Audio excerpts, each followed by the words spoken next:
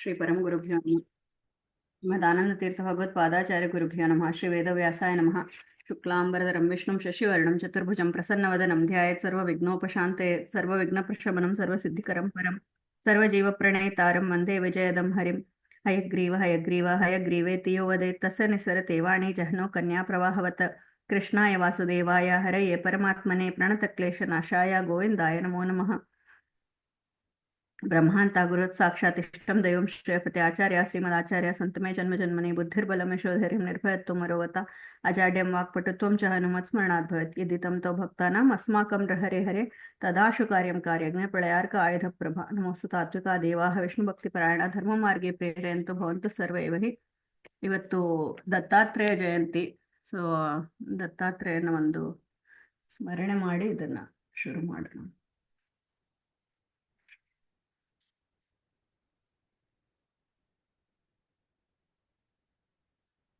ಸುಜನಾಯ ದತ್ತಪದ ಆತ್ಮಶುದ್ಧಿದಃ ಸುಕುಮಾರಃ ರೂಪ್ಯಭವದೇಶ ಶಾಶ್ವತಃ ಅನುಸೂಯಾ ಶುಚಿ ಮನಿಷಯಾಧೃತಃ ಪರಮಾದರೇಣ ಮುನಿ ಪುಂಗವೋಢಯ.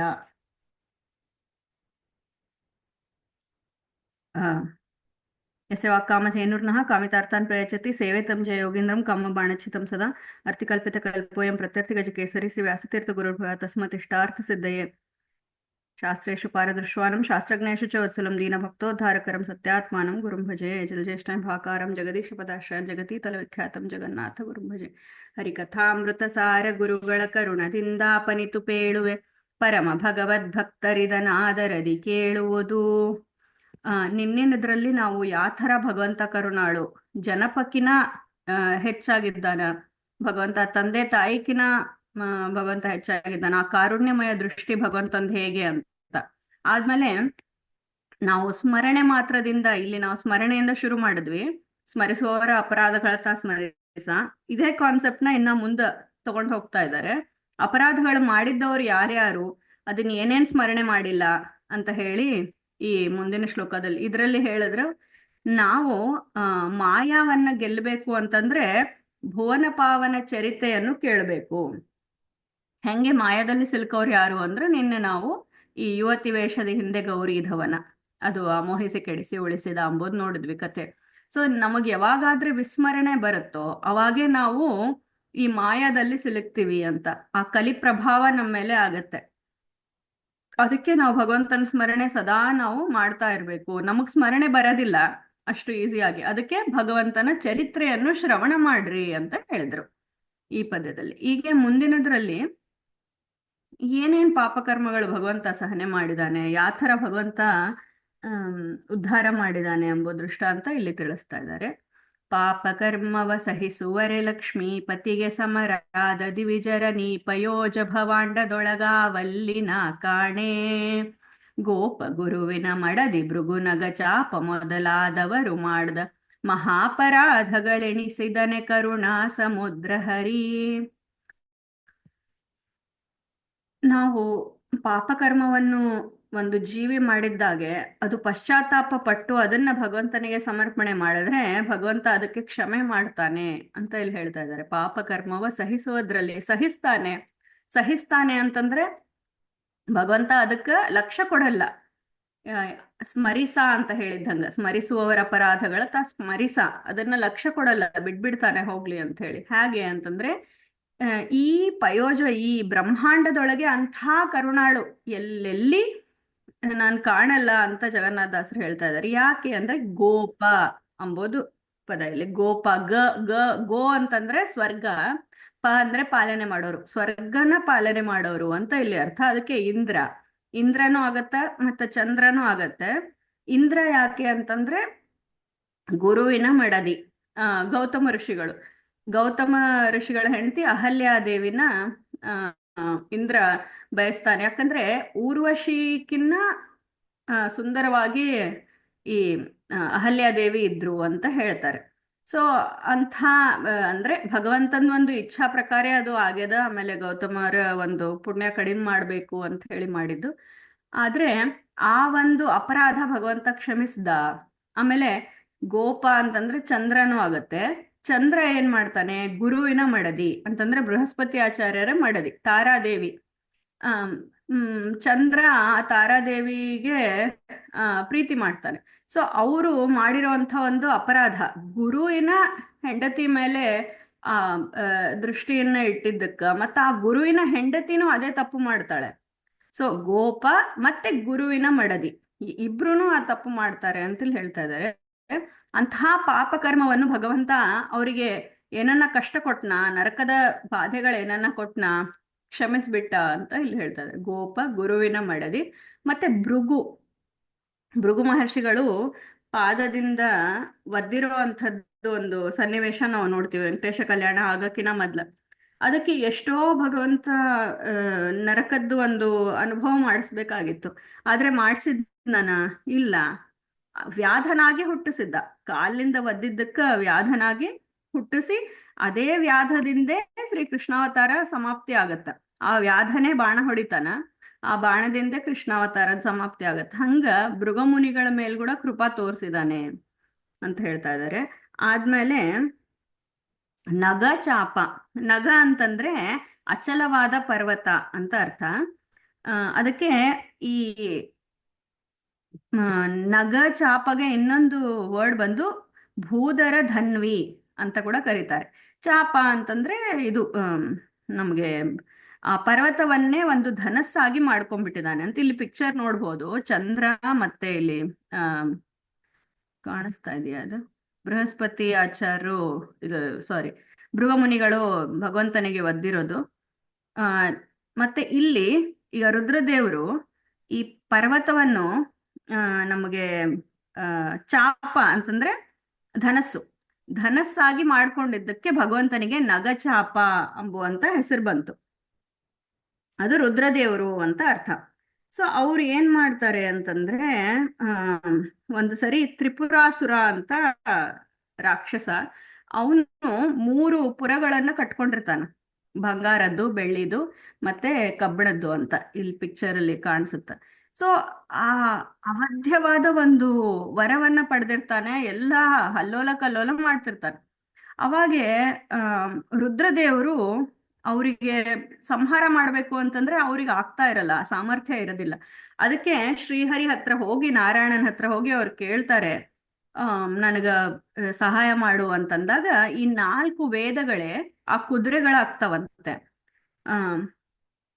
ಮತ್ತೆ ಈ ಪರ್ವತ, ಮಂದರ ಪರ್ವತವೇ ಒಂದು ಇದರ ತರ, ಮೇರು ಪರ್ವತವೇ ಒಂದು ಬಾಣ ತರ ಆಗತ್ತ. ಮತ್ತೆ ಬ್ರಹ್ಮದೇವರೇ ಈ ರಥಕ್ಕೆ ಸಾರಥಿ ಆಗ್ತಾರ.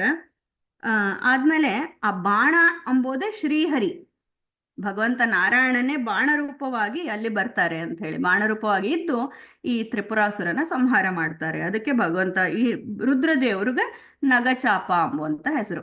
ಸೊ ಇಲ್ಲಿ ನಗಚಾಪ ರುದ್ರದೇವ್ರು ಏನ್ ಮಾಡಿದ್ರು ತಪ್ಪು ಅಂತಂದ್ರೆ, ರಾವಣದ್ದು ಸಂಹಾರ ಆದ್ಮೇಲೆ, ರಾಮದೇವರು ರಾವಣ ಸಂಹಾರ ಮಾಡಿದ್ಮೇಲೆ, ನಾನು ಅವಧ್ಯ ಆಗುವಂತ ವರ ಕೊಟ್ಟಿನಿ ರಾವಣನಿಗೆ, ನೀನ್ ಯಾಕೆ ಸಂಹಾರ ಮಾಡಿದಿ ಅಂತ ಸಿಟ್ಟಿಲಿಂದ ರಾಮದೇವ್ರ ಮೇಲೆ ಯುದ್ಧಕ್ಕೆ ಹೋಗ್ತಾರಂತೆ ರುದ್ರದೇವರು.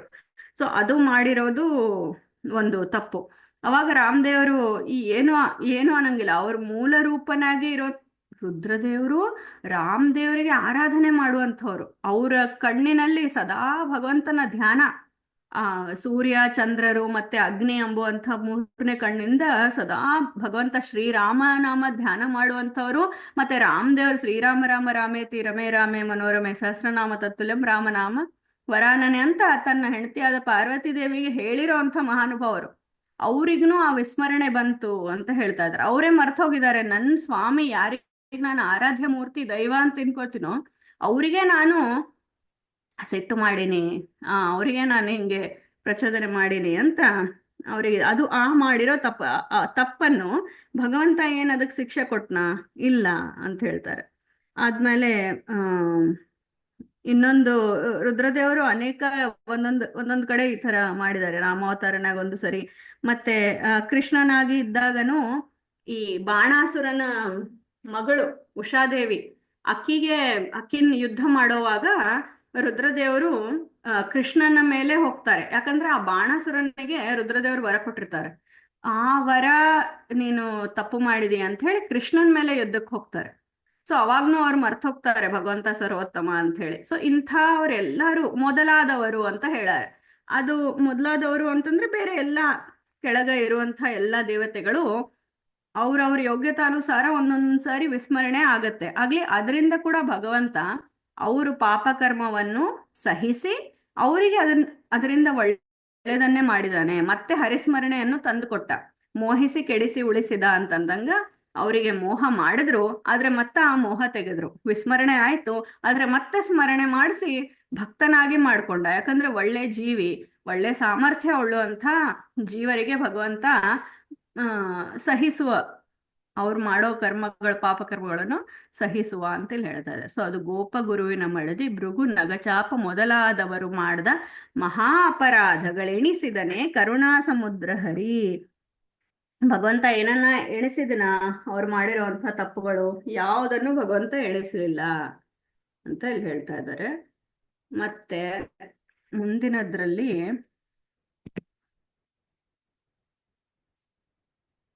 ತ್ರಿವಿಕ್ರಮ ರೂಪಿ ಭಗವಂತನ ಒಂದು ಚಿಂತನೆ. ಸೊ ಇದು ಎಲ್ಲ ಪಾಪಕರ್ಮಗಳ ನಾವು ಮಾಡಿದ್ದಾಗ ನಮಗ್ ಹೆಂಗೆ ಆ ಪಾಪಕರ್ಮ ಹೋಗ್ಬೇಕು ಅಂತಂದ್ರೆ, ನಮಗ್ ಪಾಪ ಕಳೀಲಿಕ್ಕೆ ಮೇನ್ ಇರುವಂಥದ್ದು ನದಿ, ತೀರ್ಥಸ್ಥಾನ. ಆಮೇಲೆ ಭಗವದ್ಗೀತಾದಲ್ಲಿ ಹೇಳಿರೋ ಹಂಗ ಯಜ್ಞ ದಾನ ತಪಶ್ಚೈವ ಪಾವನಾನಿ ಮನೀಷಿಣ. ಇವು ಪಾವನ ಮಾಡ್ತವೆ ನಮಗಿರೋ ಪಾಪವನ್ನು. ಪುಣ್ಯ ಗಳಿಸೋದು ಲೇಟರ್, ನೆಕ್ಸ್ಟ್. ಬಟ್ ಮೊದ್ಲು ನಮ್ದ್ರಾಗಿರೋ ಪಾಪ ಹೋಗ್ಬೇಕು. ಆ ಪಾಪ ಹೋಗ್ಬೇಕು ಅಂತಂದ್ರೆ ನಾವು ತೀರ್ಥ ಕ್ಷೇತ್ರ ಇದೆಲ್ಲ ದಾನ ಧರ್ಮ ಯಜ್ಞ ತಪ ಇವೆಲ್ಲ ಮಾಡ್ಬೇಕು ಅಂತ ಹೇಳ್ತಾರೆ. ಆಗ್ಲಿ ಅವೆಲ್ಲ ಮಾಡೋಕಿನ ಮೊದ್ಲೇ ಒಂದು ತುಂಬಾ ಈಸಿಯಾಗಿ ಮಾಡುವಂತ ಒಂದು ಸಾಧನೆ ಇಲ್ಲಿ ಹೇಳ್ತಾ ಇದ್ದಾರೆ ದಾಸರು. ಅಂಗುಟಾಗ್ರದಿ ಜನಿಸಿದ ಮರತ ರಂಗಿಣಿಯು ಲೋಕತ್ರಯಘಗಳು ಹಿಂಗಿಸುವಳವು ವ್ಯಾಕೃತಾಕಾಶಾಂತ ವ್ಯಾಪಿಸಿದ ಇಂಗಡಲ ಮಗಳೊಡೆಯ ನಂಗೋಪಾಂಗಗಳಲ್ಲಿ ಪಮಲ ಅನಂತ ಸುಮಂಗಳ ಪ್ರದನಾಮ ಪಾವನ ಮಾಳ್ಪದೇನರಿದು. ಈ ಕಥೆ ಎಲ್ಲರಿಗೆ ಗೊತ್ತಿದ್ದೆ. ತ್ರಿವಿಕ್ರಮ ರೂಪಿ ಭಗವಂತ ಅವತಾರ ಆಗಕ್ಕಿನ ಮೊದ್ಲೇ ವಾಮನ ರೂಪಿಯಾಗಿ ಆದಿತ್ಯ ಕಶ್ಯಪರಲ್ಲಿ ಭಗವಂತ ಅವತಾರ ಮಾಡಿದ್ದಾಗೆ ಈ ಬಲಿಚಕ್ರವರ್ತಿ 3 ಪಾದದ ಭೂಮಿಯನ್ನು ಬೇಡ್ಲಿಕ್ಕೆ ಬರ್ತಾರೆ ವಾಮನ ದೇವರು ಬಲಿಚಕ್ರವರ್ತಿ ಹತ್ರ. ಅವಾಗ ಬಲಿಚಕ್ರವರ್ತಿ ಅಹಂಕಾರದಿಂದ ಬರೇ 3 ಎಡಿ ಭೂಮಿ ಬೇಕಾ ನಿನಗೆ, ನಾನು ಎಷ್ಟು ಸರ್ವಸ್ವನ ಕೊಡ್ಬಲ್ಲೆ ಎಂಬುವಂತ ಅಹಂಕಾರದಿಂದ ಮಾತಾಡ್ತಾರೆ. ಅವಾಗ ವಾಮನ ದೇವರು ತ್ರಿವಿಕ್ರಮ ರೂಪನಾಗಿ ಭುವಃ ಮತ್ತೆ ಈ ಎಲ್ಲ ಕೆಳಗಿಂದ ಲೋಕಗಳು ಆ ಒಂದೇ ಒಂದು ಪಾದದಿಂದ, ಎಡ ಪಾದದಿಂದ ಅವರು ಅತಿಕ್ರಮಿಸ್ತಾರ. ಆಕ್ರಮ ಅಂತ ಹೇಳಿ ಅದಕ್ಕೆ ತ್ರಿವಿಕ್ರಮ. ಅವರು ಎಲ್ಲ ಕಡೆ ವ್ಯಾಪ್ತನಾಗಿ ಇರುವಂತ ಭಗವಂತ ಆದ ಕಡೆಯಿಂದ ಯಾವಾಗಾದ್ರೆ ಆ ಕಾಲು ಇಡೋವಾಗೆ ಈ ಬ್ರಹ್ಮಾಂಡದ ಕರ್ಪರದಿಂದ, ಈಗ ಬ್ರಹ್ಮಾಂಡದ ಒಳಗೆ ಒಂದು ವ್ಯಾಕೃತ ಆಕಾಶ ಅಂತಿದೆ, ಅದು ನಾಶ ಆಗೋಗುತ್ತೆ ಪ್ರಳಯ ಕಾಲದಲ್ಲಿ. ಬ್ರಹ್ಮಾಂಡದ ಹೊರಗಡೆ ಅವ್ಯಾಕೃತ ಆಕಾಶ ಅಂತ, ಅದಕ್ಕೆ ಲಕ್ಷ್ಮ್ಯಾತ್ಮಕ ಅದು. ಆ ಲಕ್ಷ್ಮೀದೇವಿ ಅಭಿಮಾನಿ ಇರುವಂತ ಅವ್ಯಾಕೃತ ಆಕಾಶದಿಂದ ಈ ಅಲ್ಲಿ ಬ್ರಹ್ಮಾಂಡದ ಕರ್ಪರ ಹೊಡೆದು ಅಲ್ಲಿರುವಂತ ಒಂದು ಜಲೋದಕ ಏನದ ಅದು ಇಲ್ಲಿ ಬ್ರಹ್ಮಾಂಡದ ಒಳಗಡೆ ಬರುತ್ತ. ಸೊ ಗಂಗಾದೇವಿ ಆ ರೂಪದಲ್ಲಿ ಬರ್ತಾಳೆ ಅಂತ, ಅದಕ್ಕೆ ತ್ರಿಪಥಗಾಮಿನಿ ಅಂತ ಹೇಳ್ತಾರೆ. ಅಂದ್ರೆ 3 ಲೋಕಗಳಿಗೆ ಪಾವನ ಮಾಡ್ತಾಳಕ್ಕಿ ಅಂತ. ಭುವಃ ಮತ್ತೆ ಈ ಸ್ವರ್ಗಲೋಕ, ಅದಕ್ಕೆ ದೇವಗಂಗೆ ಅಂತ ಗಂಗಾದೇವಿಗೆ ಹೆಸರು. ದೇವತೆಗಳನ್ನು ಗಂಗಾದೇವಿದು ಒಂದು ಆರಾಧನೆ ಮಾಡ್ತಾರೆ ಅವ್ರಿಗೆ ಅಂತ. ಹೆಂಗೆ ಇದನ್ನ ಅಂತಂದ್ರೆ ತಲೆ ಉಚ್ಚ ಸ್ಥಾನವನ್ನು ಕೊಟ್ಟಿದ್ದಾರೆ ಗಂಗಾದೇವಿಗೆ. ಯಾಕೆ ಇಷ್ಟು ಪಾಪ ಹರಣೆ ಮಾಡುವಂತ ಒಂದು ಸ್ಥಾನ ಅಂತಂದ್ರೆ, ಒಂದೇ ಒಂದು ಕ್ಷಣ ಭಗವಂತನ ಪಾದವನ್ನು ಮುಟ್ಟಿದ್ದಕ್ಕೆ. ನಾವು ಪಾಪಗಳೆಲ್ಲ ಭಗವಂತನ ಪಾದಕ್ಕೆ ಸಮರ್ಪಣೆ ಮಾಡ್ತೀವಿ ಅಂತ ಹೇಳ್ತೀವಿ, ತುಳಿದು ಬಿಡಪ್ಪ ಎಲ್ಲ ಪಾಪಗಳನ್ನ ಅಂತ ಹೇಳಿ. ಅಂಥ ಪಾದವನ್ನು ಸ್ಪರ್ಶ ಮಾಡಿದ್ದಕ್ಕೆ ಗಂಗಾದೇವಿಗೆ ಆ ಪಾವಿತ್ರ್ಯವನ್ನು ಭಗವಂತ ಕೊಟ್ಟ ಅಂತ ಹೇಳಿ. ಸೊ ಅದೇ ಇಲ್ಲಿ ಹೇಳ್ತಾ ಇದ್ದಾರೆ, ಅಂಗುಟಾಗ್ರದಿ ಜನಿಸಿದ. ಆ ಅಂಗುಟದ ಅಗ್ರಭಾಗದಿಂದ ಆ ಬ್ರಹ್ಮಾಂಡದ ಕರ್ಪರ ಒಡೆದಿದ್ದಾಗ ಗಂಗಾದೇವಿ ಜನಿಸಿದಳು, ಹುಟ್ಟಿದಳು. ಅಮರ ತರಂಗಿಣಿಯು, ಅಮರ ಅಂತಂದ್ರೆ ಮರಣ ಇರ್ಲಾರ್ದಂಗಿರುವಂಥವ್ರು ದೇವತೆಗಳು. ಅದಕ್ಕೆ ಅಮರ ತರಂಗಿಣಿ ಅಂದ್ರೆ ದೇವಗಂಗೆ. ಲೋಕತ್ರಯಗಳ, ಮೂರು ಲೋಕಗಳು, ಭೂ, ಭುವ ಮತ್ತೆ ಸ್ವರ್ಗಲೋಕ, ಈ ಮೂರು ಲೋಕಗಳ ಅಘಗಳನ್ನು ಹಿಂಗಿಸುವಂತ ಆಕೆಗೆ ಶಕ್ತಿ ಬಂತು. ಅವ್ಯಾಕೃತ ಇಂಥ ಗಂಗಾದೇವಿ, ಬರೇ ಗಂಗಾ ಗಂಗಾ ಗಂಗಾ ಅಂತ ಅಂದ್ರೇನೆ, ಇಲ್ಲ ಗಂಗೆ ಗಂಗೆ ಚಯಮ್ನೆ ಚೈವ ಹೇಳ್ತೀವಿ, ಮತ್ತೆ ಗಂಗಾ ಗಂಗೇತಿ ಯೋ ಬ್ರೂಯಾತ್, ಆ ಮೂರ್ ಸರಿ ಗಂಗಾ ಗಂಗಾ ಗಂಗಾ ಅಂತ ಅಂದ್ರೇನೆ ಆಕಿ ಆ ಪಾಪಗಳನ್ನು ಕಳೆಯುವಂಥ ಶಕ್ತಿ ಹೊಂದಿದ್ದವಳು ಆಗಿದ್ದಾಗೆ, ಅವ್ಯಾಕೃತ ಆಕಾಶ ಅಂತ ವ್ಯಾಪಿಸಿದ ಇಂಗಡಳ ಮಗಳೊಡೆಯನ ಅಂಗ ಉಪಾಂಗಗಳಲ್ಲಿ ಅಂತ ಹೇಳ್ತಾ ಇದ್ದಾರೆ. ಅಂದ್ರೆ ಈ ಶಬ್ದ ಅಂತ ಅಂಬುವಂಥದ್ದು ಅವ್ಯಾಕೃತ ಆಕಾಶನಲ್ಲಿ ಕೂಡ ಇದು ಇದೆ ಅಂತ ಹೇಳ್ತಾ ಇದ್ದಾರೆ.